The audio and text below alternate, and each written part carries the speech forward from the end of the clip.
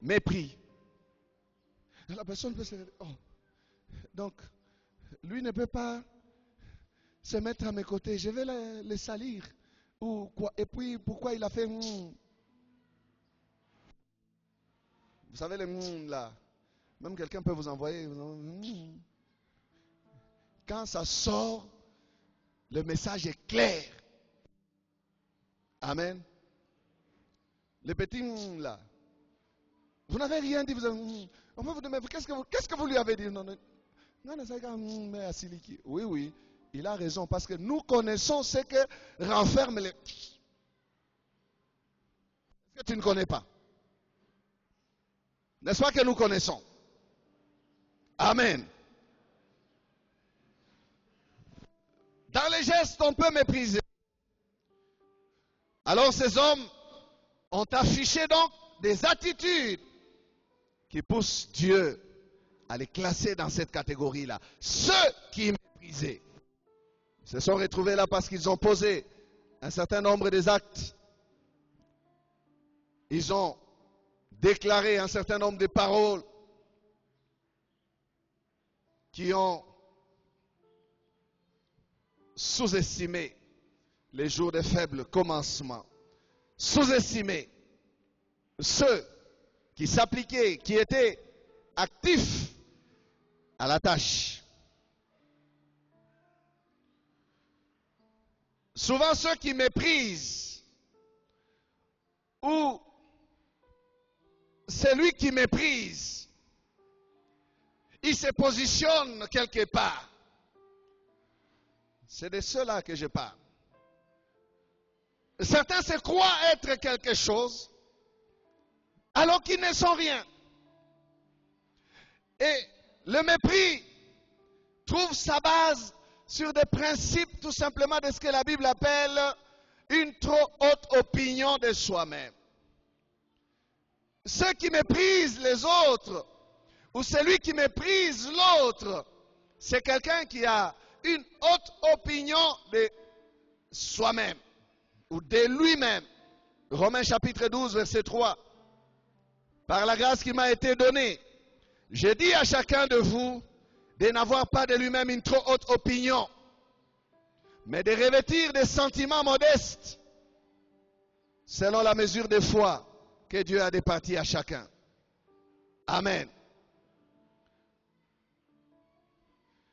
Il croit être alors qu'il n'est pas. Et ça, c'est le danger de ce principe d'avoir une trop haute opinion de soi-même. On croit posséder alors qu'on n'a rien. On croit être le plus beau alors que sa beauté n'est pas parfaite. On croit être le plus fort alors qu'il y a un Mohamed Ali quelque part qui va vous renverser. On croit être, on pense être. Alors, qu'en réalité, on n'est rien. On n'a rien.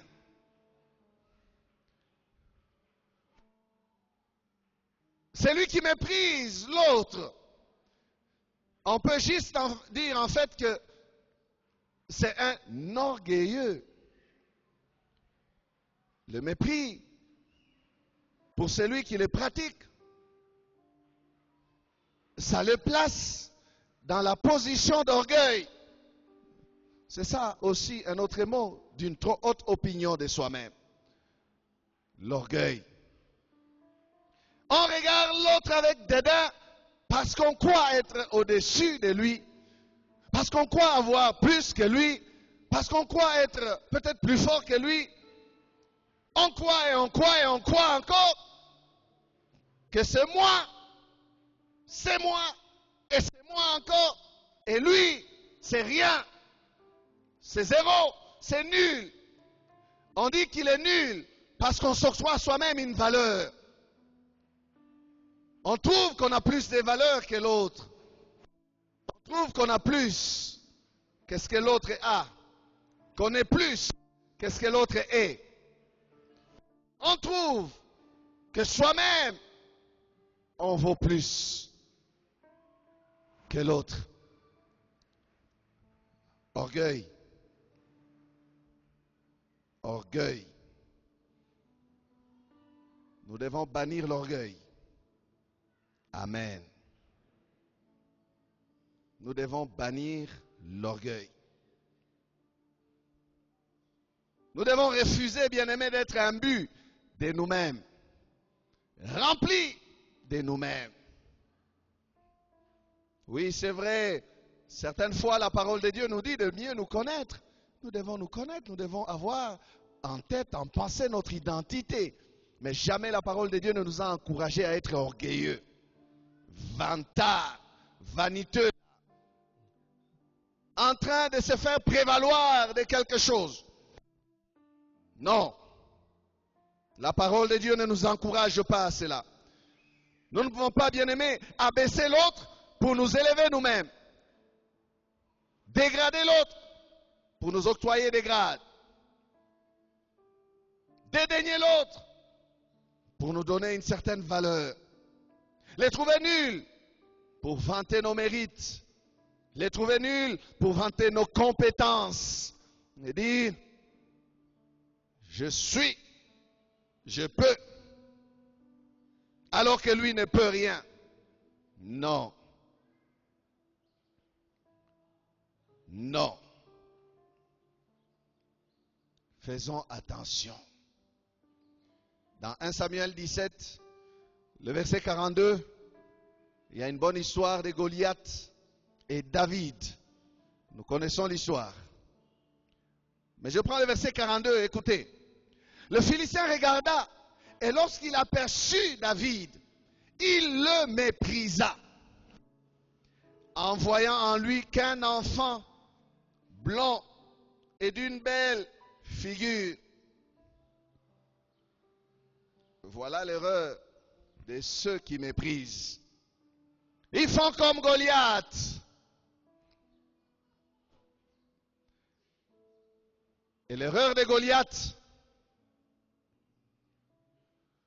c'est celle-là.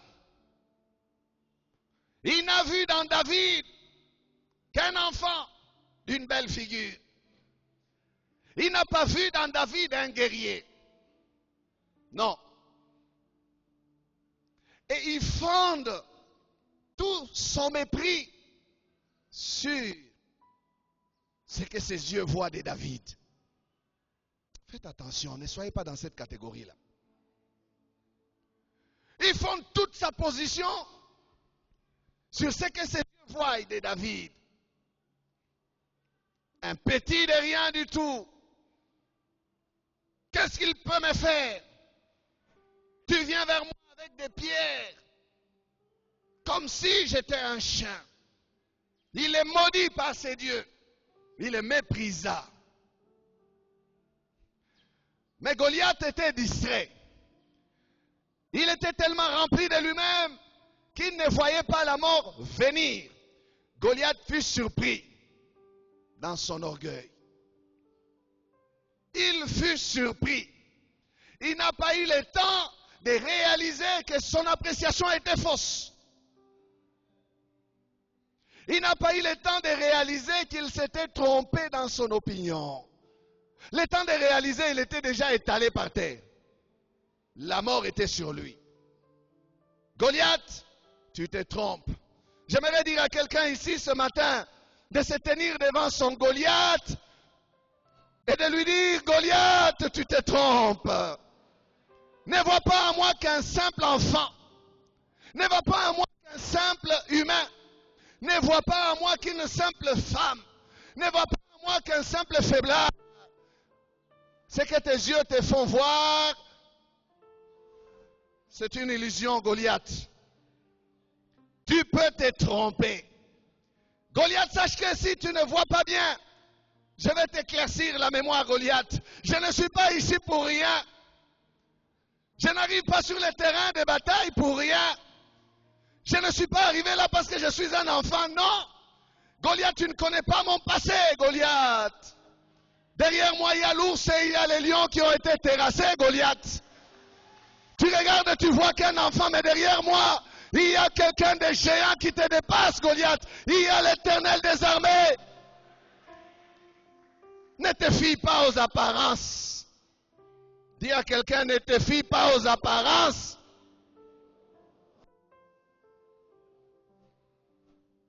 Derrière moi, il y a quelqu'un. Goliath, derrière moi, il y a quelqu'un. Il y a le Dieu d'Israël, l'Éternel des armées, dont tu as osé insulter. Je ne suis pas arrivé là parce que je suis un enfant. Non, Goliath, j'ai une expérience. J'ai une histoire avec Dieu. J'ai une histoire avec Dieu. Goliath, fais attention. Évidemment, David n'a pas eu le temps de parler à Goliath comme je parle. Non. La parole est là pour nous. Alléluia. Goliath s'est trompé. Plusieurs mépriseurs commettent cette erreur-là. Permettez-moi de les appeler comme ça, mépriseurs. Ceux qui méprisaient. Plusieurs d'entre eux commettent cette erreur-là. De ne faire un jugement rapide qui pour la plupart des fois n'est basé que sur l'apparence ou les apparences. Derrière une certaine apparence peut se cacher son contraire. Est-ce que je me fais comprendre? Derrière une certaine apparence peut se cacher son contraire.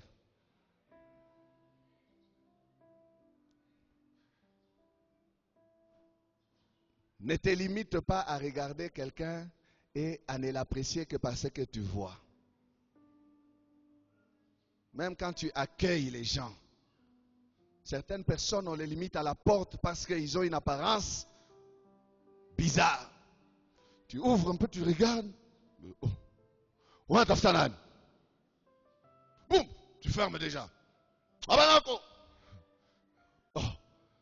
Mine, tout simplement parce que, attention, derrière une certaine apparence peut se cacher son contraire. Derrière une apparence de pauvreté, les Philippiens ont produit des riches libéralités. Frère, laisse-les te mépriser, ceux qui te méprisent à cause de ton apparence de pauvreté. Mais derrière ton apparence de pauvreté, des riches libéralités peuvent surgir. Même derrière une certaine mocheté. Mocheté. Vous qui aimez la classe. Même derrière une certaine mocheté peut se cacher une beauté terrible.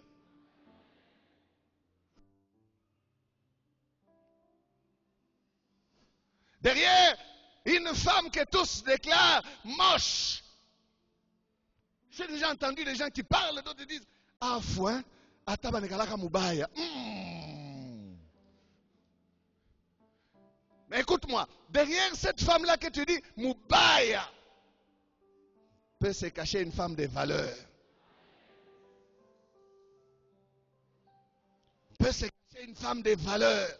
Une femme qui a des trésors immenses en son sein. En fait, j'aimerais dire à quelqu'un que Libanda ezakatite. Yebisai.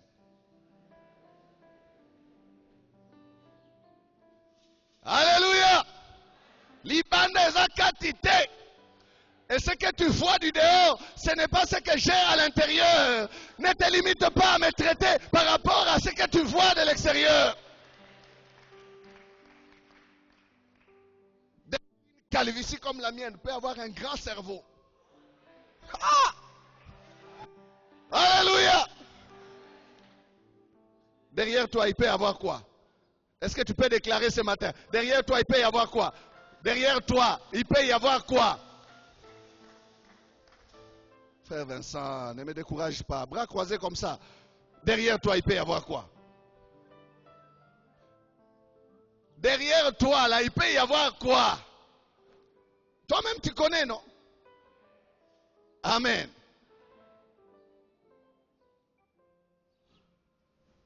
Ne te limite pas à me traiter selon tout simplement l'apparence. Oh non. Je nous ai dit ici la fois passée que l'erreur de ceux qui méprisent, l'autre erreur est qu'ils ne connaissent pas les projets de Dieu. Amen. Ils ne connaissent pas les projets de Dieu sur la personne. Ils ne savent pas où cette affaire va aller. Tu vas mépriser. C'est là pourquoi. Tu ne sais pas jusqu'où Dieu va amener l'autre. Pourquoi les mépriser? S'il est entre les mains de son Dieu, quelque chose de bon sortira de lui. Même s'il n'a pas cette apparence de gloire. Non, non. Ne te fie pas aux apparences ou à l'apparence. J'ai constaté que les mépriseurs sont des spécialistes des étiquettes. Et ça, c'est aussi une autre erreur, une énième erreur de ceux qui méprisent. Ils utilisent des étiquettes. Ils traitent avec vous en fonction de leurs étiquettes. N'étiquetez jamais l'autre. Ne l'enfermez jamais dans son étiquette. Mais j'aimerais dire gloire à Dieu ici, parce que ce ne sont que des étiquettes. Et une étiquette peut être remplacée par l'étiquette divine. L'étiquette de pauvreté que tu as collée à l'autre ne lui collera pas pour toujours.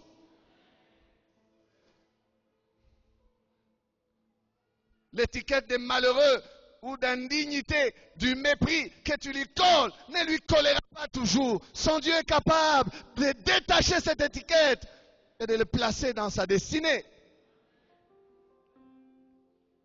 Bien souvent, nous avons cette habitude-là. J'ai vu des gens qui ont repoussé leurs semblables, tout simplement